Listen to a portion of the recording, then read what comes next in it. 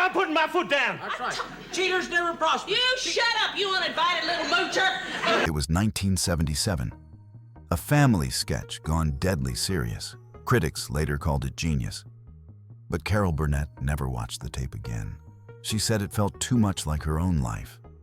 Not a punchline, but a bruise she didn't want to touch. For 11 seasons, she had been America's favorite tonic. Yet that one 15-minute plunge into raw defeat haunted her more than any live flop. What kind of heart keeps 30 million people laughing every week while carrying wounds it won't even name? The answer starts long before fame and ends in headlines nobody saw coming. She was born in San Antonio in 1933, but childhood really began in a one-room Hollywood boarding house that smelled of cheap coffee and broken dreams. Both parents drank until jobs disappeared. A grandmother named Mabel White scooped the little girl up and fed her on love and $20 a week. Carol invented a glamorous twin, Karen, to fool the neighbors, sprinting up the fire escape, swapping outfits, and re-entering through the front door. Even the grown-ups believed the ruse, a first hint that pretending could bend reality. In that same crumbling building, she tried to imitate Johnny Weissmuller's Tarzan yell. The breath control she mastered there would echo across decades of applause. Movies were the weekly escape. Grandma pawned coins to afford 25-cent tickets, and they quietly pocketed theater toilet paper on the way out because home had none.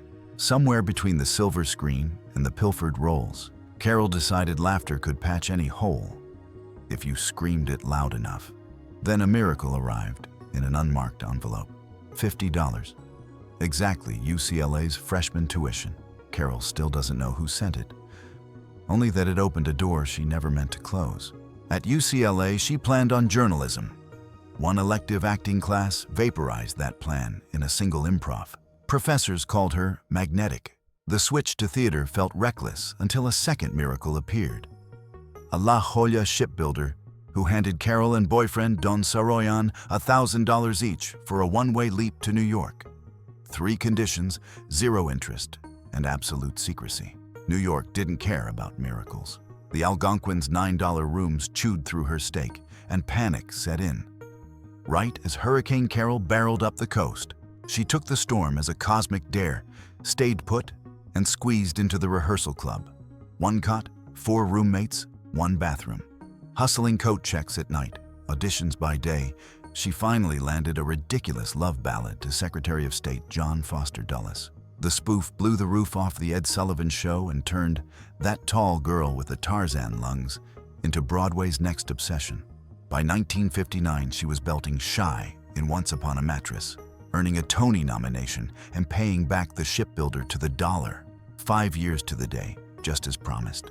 The girl who once stole toilet paper was pulling $500 a week and dared to think bigger. Television, however, would be her kingdom. When The Carol Burnett Show premiered on September 11, 1967, network bosses doubted anyone wanted a woman headlining a variety hour. 11 seasons later, the show averaged 30 million viewers every week, scooped 25 primetime Emmys, and carved a path future upstarts like Saturday Night Live would sprint through. Part of the magic was danger. Tim Conway routinely saved his wildest improv for the live taping, never rehearsal. His 5-minute elephant story hijacked a family sketch, left Burnett burying her face, and cracked even iron-willed Vicki Lawrence. America roared. CBS executives bit fingernails. Behind the curtain, tension built until Harvey Korman snapped during season 7. After a brutal rehearsal, he told Burnett he'd rather quit. She fired him on the spot, then rehired him with one demand: show up Monday, skipping and whistling. Korman arrived twirling like a vaudevillian sprite, and she had a door plaque engraved, Mr. Happy-Go-Lucky. Lesson delivered, ego deflated. Yet the laughter had limits, and Burnett pushed past them exactly once. The infamous 1977 Gong Show sketch stripped away accents. Pratfalls, everything's safe. Eunice walked off stage shattered. The lights dimmed to black. Crew members cried, critics praised. But Burnett never watched it again. She'd poured childhood humiliation straight onto tape, then locked the vault and swallowed the key. CBS begged for another dramatic experiment. She refused. The show, she said, existed to lift people, not haunt them. But that raw wound would resurface, this time in courtrooms and tabloid headlines. In 1981, the National Enquirer splashed a front-page lie. Burnett supposedly staggered drunk near Henry Kissinger. For the daughter of alcoholics, the smear tasted like poison. She sued, won a $1.6 million judgment, and after appeals pocketed about $200,000. But the verdict rewrote libel law for gossip rags everywhere. While lawyers argued, real heartbreak hit closer. First husband Don Soroyan slipped into depression and booze, dying in 1990. Second husband and producer Joe Hamilton battled cancer and passed in 1991. But the fiercest fight involved daughter Carrie, hooked on every substance she could find by age 13. Burnett staged interventions, endured slammed doors, and finally watched Carrie get clean at 17. Their victory was short. Pneumonia from aggressive lung cancer stole Carrie at 38 in 2002. Addiction circled back when younger daughter Erin spiraled. In 2020, police detained her after threats to end her own life. And Burnett, then 87, petitioned for temporary guardianship of Erin's teenage son, Dylan. A court made that arrangement permanent in 2022. But scandals refuse polite exit cues. In May 2025, rumor sites blasted an exclusive. Zachary Carlson, Erin's adult son and Burnett's grandson, claimed via GoFundMe to be quadriplegic, penniless, and roughed up inside a Los Angeles shelter. Radar Online quoted unnamed insiders who accused Burnett of turning her back. The comedian offered no public reply, and fact-checkers still pick at the story's seams, leaving viewers to wonder where sympathy ends and clickbait begins. The laughter industry, it seems, never turns its cameras off. While tabloids mined pain, Burnett kept rewriting what retirement looks like.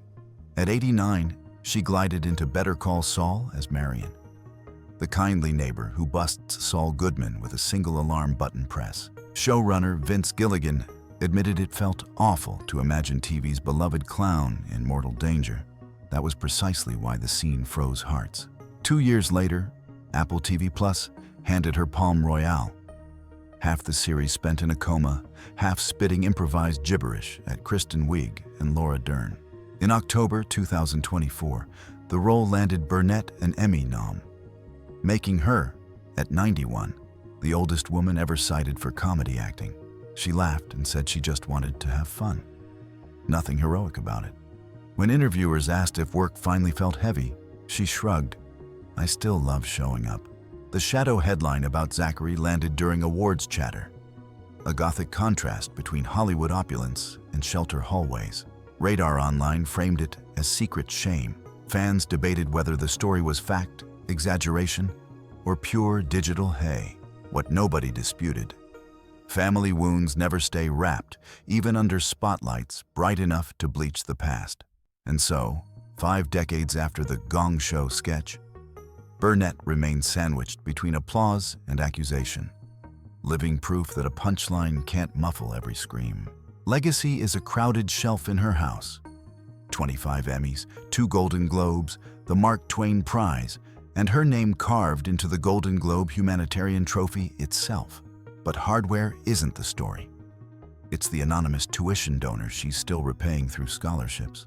The fired co-star skipping down a hallway because she demanded joy. The viewers who swear her variety hour was the only time their fractured families laughed together. She once said greatness is just showing up and having the nerve to stick around. Even at 92, she's showing up, nerves intact, wild Tarzan yell still locked and loaded if someone cues it. So was that 1977 sketch a mistake? Or the truest thing she ever filmed? Viewers decide that part. Carol Burnett keeps walking the tightrope, arms wide for balance, eyes fixed on whatever spotlight dares to follow next. Because the world still needs a laugh, and she still knows how to hand one over before the darkness closes in.